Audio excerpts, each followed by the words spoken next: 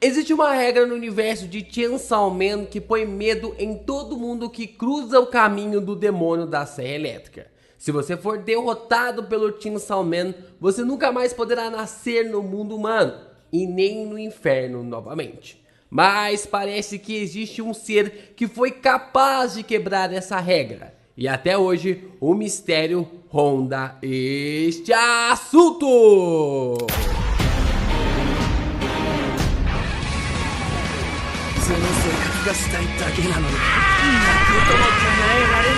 Yo, Geeks, aqui é o LP e vocês estão no canal do Geek Brasil. Fiquem ligados porque esse vídeo contém spoilers do mangá de Chainsaw Man. Sim, pessoal, vamos aqui discutir por que o demônio do controle é imune ao Chainsaw Man.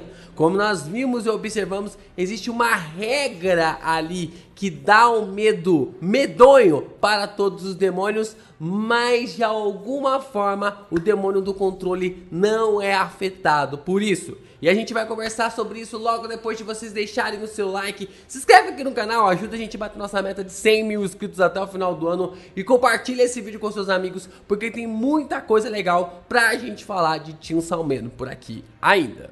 Vamos lá, né? Na reta final da primeira parte do mangá de Chainsaw Man, Makima começa a explicar para o Kishibe algo assustador no mundo dos demônios, né? Que existe até mesmo algo em que os demônios temem mais do que perder a própria vida, né? Eles têm realmente esse medo porque eles sabem que se eles morrerem no mundo humano, eles vão reencarnar ali no inferno e depois reencarnar no mundo humano e ficar nesse ciclo infernal ali pro resto da vida deles, pro resto da eternidade ali da vida deles. Mas existe algo entre os demônios que dá o medo medonho nos personagens.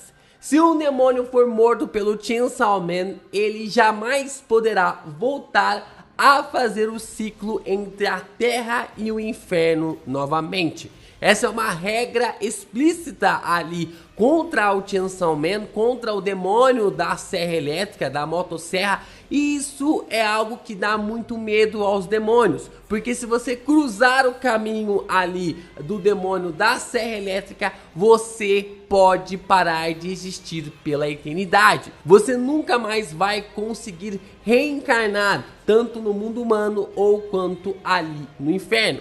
Então a Makima acaba falando ali para o Kishibe alguns nomes que assustaram a humanidade em algum período de tempo, mas que não é lembrado por nenhum humano mais, como o demônio do nazismo, o demônio da arma nuclear, demônios de outras doenças que a raça humana já não se lembra, que abalaram a vida humana em algum período da humanidade, mas que a humanidade, mostrada ali pelo próprio Kishibe, não consegue se lembrar. Tudo isso fica algo ainda mais assustador quando vemos a expressão do Kishibe, na qual ele não se lembra de nada daquilo que a Makima está falando para ele. Nem ele e nem um humano na face da Terra. E também nenhum demônio também que vive no inferno ou na Terra. Então o Chainsaw Man, ele tem a capacidade de destruir tudo que existiu ou que irá existir, fazendo com que essa pessoa, fazendo com que esse ser, né, criado ali através dos demônios, não exista nunca mais e que seja apagado da história da humanidade.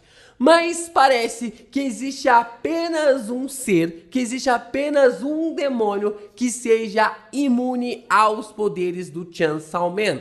No caso, ali seria o demônio do controle. A própria Makima, ela parece ser imune ali aos poderes do Chainsaw Man. Ela se lembrava de todos os nomes que o demônio ali do Chainsaw Man havia devorado. Todos os demônios que ele havia devorado, ela lembrava cada um desses nomes. E por mais que os nomes fossem enfraquecendo ao longo do tempo, ela ainda assim se lembrava de cada um. Ela era a única testemunha de que esses demônios já haviam atormentado a Terra em várias eras. Sejam em doenças, sejam em guerras, sejam em armas, sejam em ideologias tortas de política. Tudo isso criados ali através de demônios que adentraram ao mundo humano, fizeram trato com alguns seres humanos para abranger o terror na face da Terra. Mas quando encontraram o Chainsaw Man, foram completamente apagados da história da humanidade. Então, nós tomamos o conhecimento ali de querer ver o mundo controlado ali pelas suas mãos.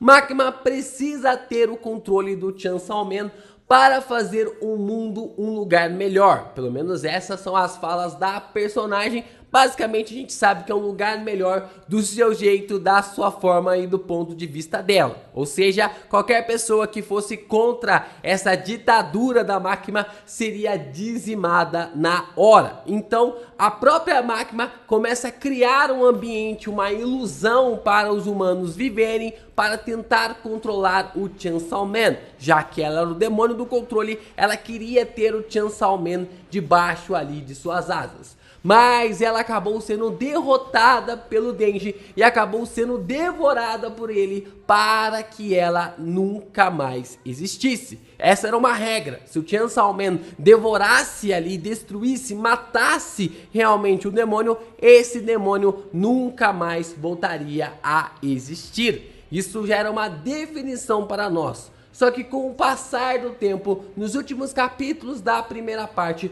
o demônio do controle foi morto no inferno e foi reencarnado na Terra como uma garotinha chinesa. Como uma garota chinesa chamada Nayuta, mostrando para nós que de alguma forma essa regra definida para todos os demônios em relação ao demônio ali da motosserra não havia funcionado no demônio do controle. E a pergunta que fica é: como? Por quê? Como o demônio do controle pôde retornar, sendo que todos que foram devorados pelo Chainsaw Man nunca mais voltaram? Esses demônios foram até mesmo apagados da história da humanidade e também das memórias dos demônios que vivem eternamente. Esse com certeza é um dos maiores mistérios nessa segunda parte do mangá, no fato do demônio do controle ter voltado como Nayuta. Ser alguém que foi morto pelo Chainsaw Man e voltado realmente seria algo surpreendente. Olhando friamente para o assunto, por essa ideia trazida no final da primeira parte, parece que foi um butafuro de roteiro na história. A gente sabe que existem regras, essas regras foram escaladas, foram colocadas no mangá para serem respeitadas, para poder criar uma dinâmica na história, mas aqui parece que essa dinâmica foi quebrada, o que aparenta até mesmo ser um furo de roteiro no mangá.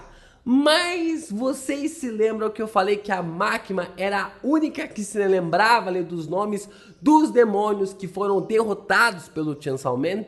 Talvez a resposta esteja aí.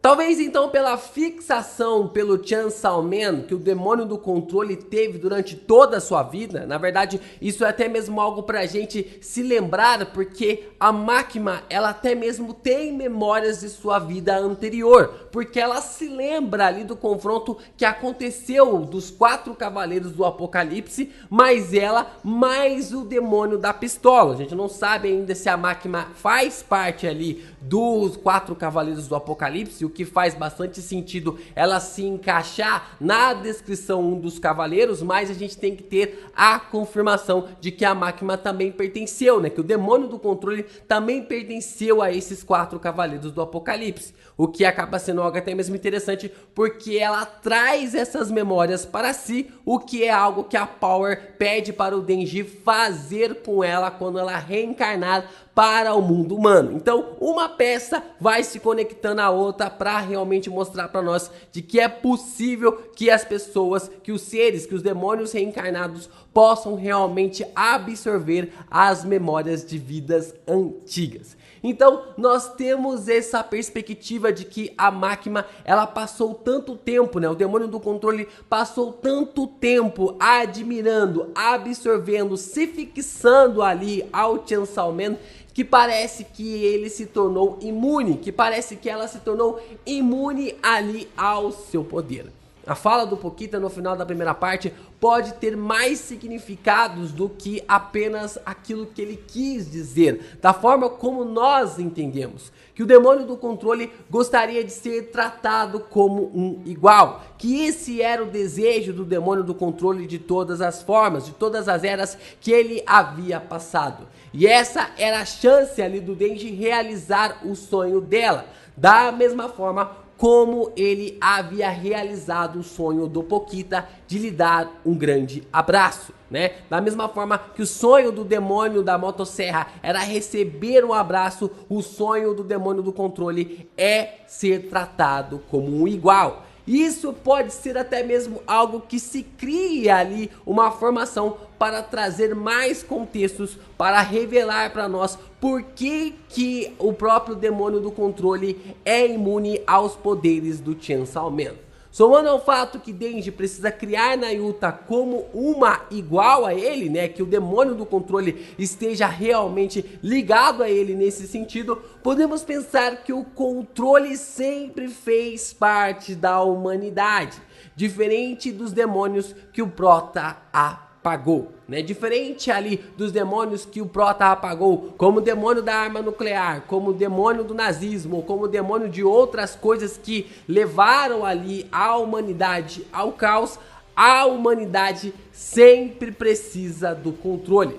Por isso que o controle não pode ser afetado pelo Chainsaw Man, já que a humanidade sempre terá que lidar com situações na qual terá que estar no controle de tudo, meio que tentando movimentar as peças para tentar entender onde é o destino, qual é o caminho que os humanos devem prosseguir. Então, se você sempre precisa do controle, ele sempre vai estar aqui. Se as atitudes da humanidade são algo que os demônios acabam influenciando esse povo, essa geração, isso quer dizer que o controle sempre terá que existir.